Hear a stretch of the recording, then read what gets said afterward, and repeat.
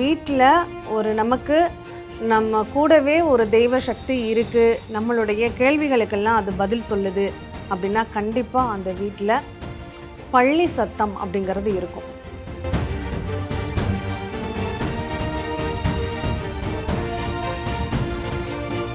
நம்ம எந்த வார்த்தைகளை முடிக்கும் போது அந்த பள்ளி சத்தம் கேட்குதோ அப்போ அந்த தெய்வங்கள் அந்த பள்ளி ரூபத்தில் நமக்கு பதில் சொல்கிறாங்க அப்படிங்கிறத நம்மளால் தெரிஞ்சுக்க முடியும்.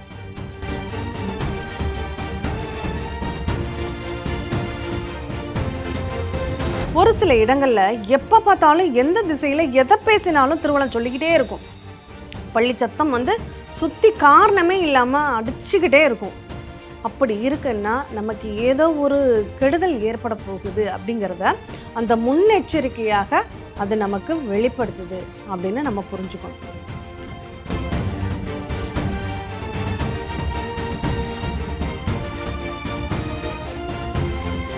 யாரெல்லாம் நல்லது செய்வாங்கன்னு நம்பி ஒரு செயலில் இறங்கும்போது அவங்க சொல்கிறத நம்ம அப்படியே செய்கிறோம், ஆனால் அது நமக்கு பாதகமாக முடியுது அப்படிங்கிற ஒரு சூழ்நிலை வரும் இல்லையா? இப்போ இது யாருக்கெல்லாம் இந்த மாதிரியான ஒரு சூழ்நிலைகள் ஏற்படும்?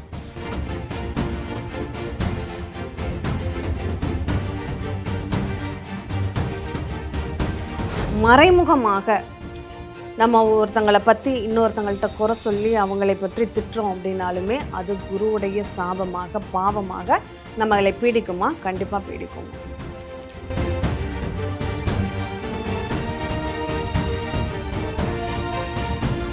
ஜோதிடத்தின் பரிணாம வளர்ச்சி ஏஎல்பி ஜோதிடம். இதை படிங்க, உங்கள் வாழ்க்கை உங்கள் கையில். அனைவருக்கும் வணக்கம். இந்த நாள் இனிய நாளாக அமைய வாழ்த்துக்கள். ஏஎல்பி அஸ்ட்ராலஜர் ஸ்ரீ குரு டாக்டர் சாந்தி தேவி ராஜேஷ்குமார்.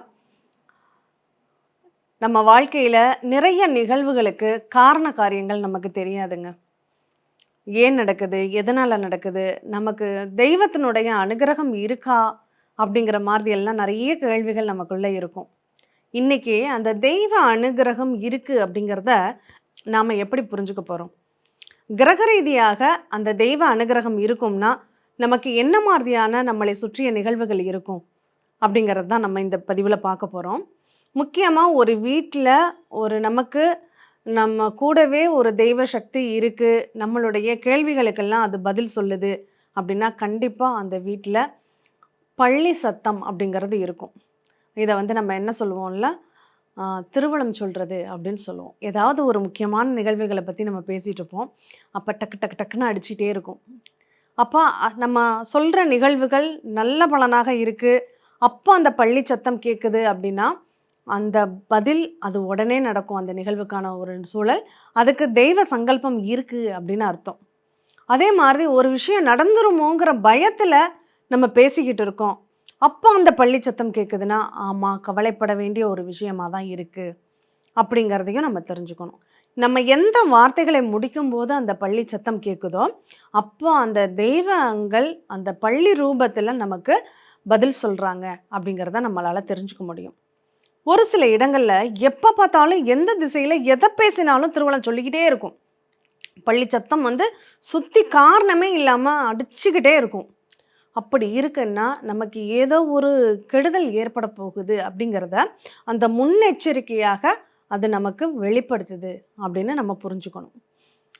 இல்லை நமக்கு எந்ததுமே எனக்கு தெரிய மாட்டேங்குது, எந்த புறச்சூழ்நிலைகளையும் என்னால் கவனிக்கக்கூடிய நிலையில் இல்லை, நான் அடுத்து என்ன பண்ணணும், எதை பண்ணணும், எப்படி நான் அந்த தெய்வ அனுகிரகத்தை பெறணும் அப்படின்னா உங்கள் ஜாதகத்தில் ஏன் அந்த தெய்வத்தினுடைய அனுகிரகமும் உங்களுக்கு அந்த ஆலய வழிபாட்டுக்கு போகணுங்கிற எண்ணங்களும் இல்லாமல் போவதற்கு காரணம் என்ன? நான் கோயில்னு எப்போ பார்த்தாலும் கோயிலுக்கு போய்கிட்டே இருப்பேன், ஆனால் இப்போ என்னன்னே தெரில, போகணும்னு எண்ணமே வரமாட்டேங்குது, போகணும்னு நினச்சா கூட என்னால் போக முடியலை அப்படிங்கிறதெல்லாம் நம்ம நிறைய பேர் சொல்லி கேட்டிருக்கோம். அதுக்கு காரணம் என்ன தெரியுமா? உங்கள் ஜாதகத்தில், அதுவும் நம்ம அட்சய லக்ன பத்ததி முறையில் தான் ஜாதக பலன்களை எடுத்துகிட்ருக்கோம். உங்களுடைய அட்சய லக்னத்திற்கு குரு பகவான் நல்ல அமைப்பில் இருக்கார் அப்படின்னா கண்டிப்பாக அந்த தெய்வ அனுகிரகமும் ஒரு நல்ல வழிகாட்டியும் உங்களுக்கு உதவி செய்வாங்க. உங்கள் கேள்விகளுக்கான பதில் கிடைக்கும், உங்களுக்கு தேவையான பலன்கள் அதில் தெரிஞ்சுக்கலாம். இல்லை உங்களுடைய ஏஎல்பி லக்னத்திற்கு 6ஆம் இடத்துலையோ 8ஆம் இடத்துலையோ 12ஆம் இடத்துலையோ குரு பகவான் இருக்காங்கன்னா அப்போ உங்களுக்கு அந்த தெய்வத்தினுடைய அனுகிரகம் குறைவாக இருக்கு அல்லது கிடைக்கிறதுல பிரச்சனைகள் இருக்கு. ஒரு நல்ல வழிகாட்டி நமக்கு கிடைக்கல இப்போ அப்படிங்கிறத நீங்கள் தெரிஞ்சுக்க முடியும்.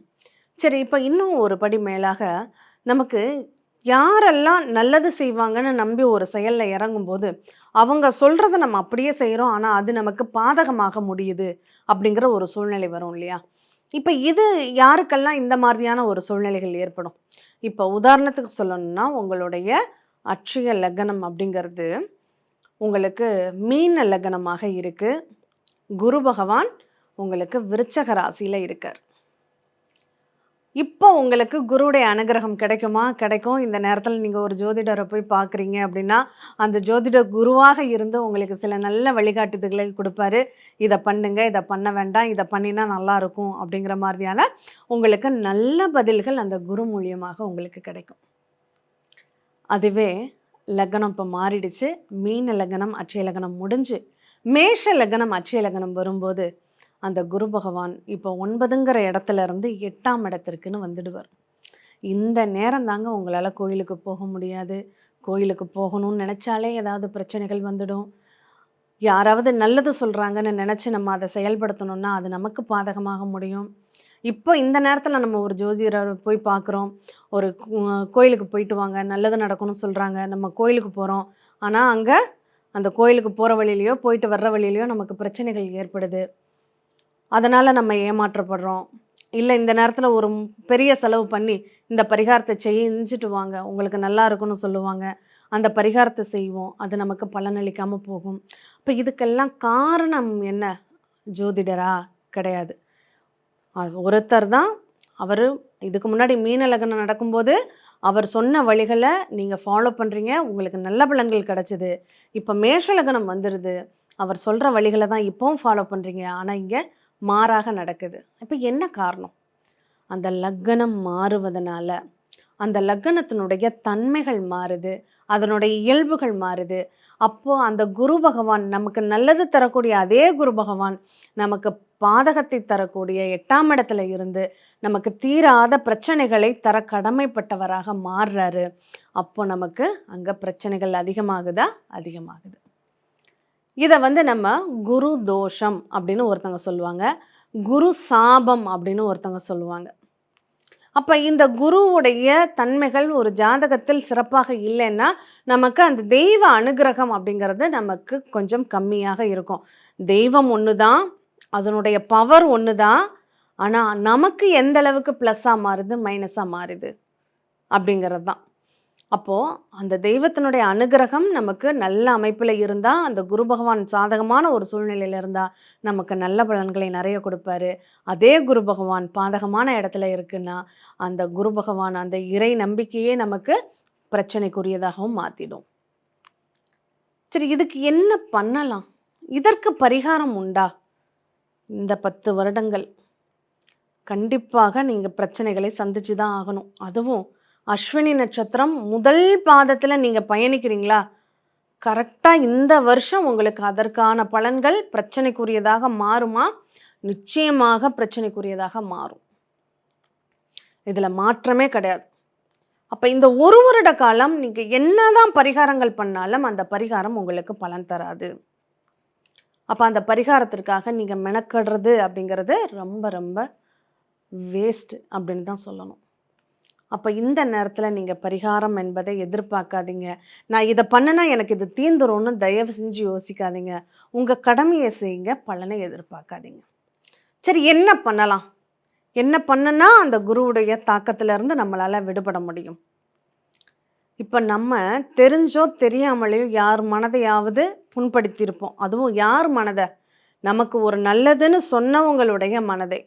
அது தாயாக இருக்கலாம், தந்தையாக இருக்கலாம், உடன் பிறந்தவர்களாக இருக்கலாம், நமக்கு ஒரு வித்தைகளை கற்றுக் கொடுக்கக்கூடிய ஆசானாக இருக்கலாம், ஆசிரியராக இருக்கலாம், குருவாக கூட இருக்கலாம். அப்போ அவங்க மனசை ஏதாவது ஒரு ரூபத்தில் நம்ம நேருக்கு நேராக அவங்கள திட்டணும், அவங்கள மனதை கஷ்டப்படுத்தணும் அப்படிங்கிறதுலாம் இல்லை. மறைமுகமாக நம்ம ஒருத்தங்கள பத்தி இன்னொருத்தங்கள்ட்ட குறை சொல்லி அவங்களை பற்றி திட்டுறோம் அப்படின்னாலுமே, அது குருவுடைய சாபமாக, பாவமாக நம்மளை பீடிக்குமா? கண்டிப்பா பீடிக்குங்க. அப்போ ஒரு மறைமுகமாக கூட ஒருத்தரை பற்றி நம்ம விமர்சிக்க கூடாது அப்படிங்கிறத நம்ம தெரிஞ்சுக்கணும். இப்போ அப்பா வந்து உங்களுக்கு நல்லது பண்ணுவாரு, நல்லது தான் நினைப்பாரு. ஆனா சில சூழ்நிலை, சந்தர்ப்ப சூழ்நிலைகளால உங்களுக்கு உதவ முடியாத சூழ்நிலையில அப்பா இருக்கார். அவர்கிட்ட இருக்கு. ஆனா அவருக்கு எனக்கு உதவணுங்கிற மனசே கிடையாது. நான் இவ்ளோ கஷ்டப்படுறதுக்கெல்லாம் காரணம் அந்த ஆளு தான். எப்படி? அதுவரையும் அப்பாங்கிற மரியாதையோட நம்ம நடத்திக்கிட்டு இருக்கோம். இதே மீன லக்னம் முடிஞ்சு மேஷ லக்னம் வந்த உடனே என்ன சொல்றோம் அந்த அப்பாவ? அந்த ஆளுக்கு வேற வேலை இல்ல. அவர் நெனச்சா எனக்கு எல்லாமும் பண்ண முடியும். ஆனா பண்ண மாட்டாரு. அப்படின்னு அப்பாவை நம்ம விமர்சிக்கிறோம், அல்லது அப்பாவை நம்ம நிந்திக்கிறோம் அப்படின்னா, அது நமக்கு பாபமாக சேருமா? கண்டிப்பாக சேரும். அப்ப இதிலிருந்து நம்ம விடுபடணும் அப்படின்னா, நம்ம சின்ன வயதிலிருந்து நம்ம இந்த அதுக்கு முன்னாடி நம்ம இந்த பிறப்பதற்கு முன்னாடி நம்ம என்ன பாவம் பண்ணியிருக்கோம், என்ன புண்ணியம் பண்ணியிருக்கோங்கிறதெல்லாம் நமக்கு தெரியாது. ஆனா, இந்த அட்சய லக்னம் நகர, நகர, நகர யார் சார்ந்து நம்ம அந்த பாவங்களை பண்ணியிருப்போம், யாருக்கு அந்த துன்பங்களை கொடுத்துருப்போம், யாரால நம்ம பாதிக்கப்பட போறோம் அப்படிங்கிறத அந்த கிரகங்கள் அமர்ந்த நிலைகள வச்சு, அந்த லக்னம் மாற, மாற நம்மள கண்ணாடி மாதிரி நம்ம தெரிஞ்சுக்க முடியும். அப்ப இந்த மேஷ லக்னம் மாறணும்னு இந்த குரு பகவான் என்ன பண்றாரு? நம்மள தண்டிக்க ஆரம்பிச்சுடுவாரு. அப்ப அதிலிருந்து விடுபடணும்னா, நம்ம மானசீகமாக மன்னிப்பு கேட்கணும்.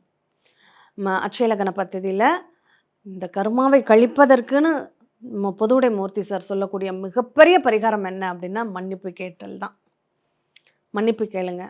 அப்பாவா இருக்கட்டும், நீங்க யார் மனசெல்லாம் புண்படுத்தியிருக்கோம். இப்ப நம்ம சின்ன குழந்தை, ஒரு 6வது படிக்கிறோம். அப்ப டீச்சர் ஏதோ ஒரு சூழ்நிலையில நம்மள திட்டிர்றாங்க. நமக்கு பனிஷ்மென்ட் குடுத்துர்றாங்க.